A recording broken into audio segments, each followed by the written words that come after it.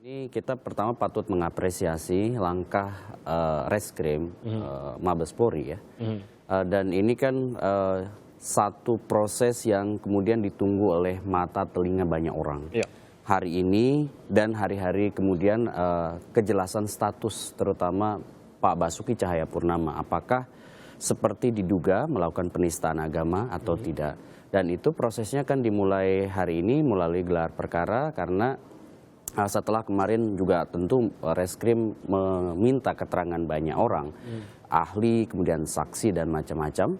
Dan proses hari ini gelar perkara menurut saya mengindikasikan dua hal. Pertama ada goodwill dari Reskrim ya, terutama dalam kasus dugaan penistaan agama ini.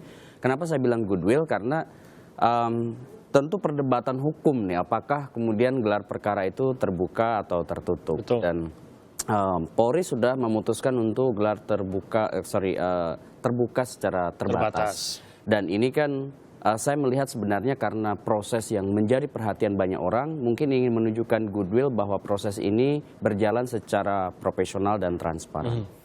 Kemudian yang kedua, ini adalah entry point. Dari satu rangkaian proses yang tentu cukup panjang. Oleh karena itu, kanalisasi proses ini menjadi kanal hukum, bukan kanal yang lain. Oleh karena itu, gelar perkara menurut saya menjadi bagian penting.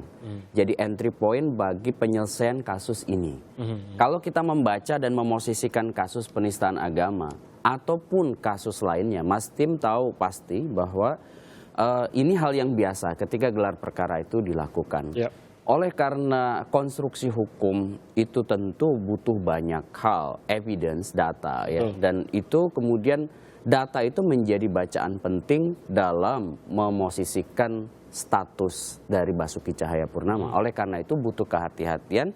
Dan oleh karenanya hari ini kan dipanggil banyak ahli bahasa, ahli jurnalistik, ahli macam-macam.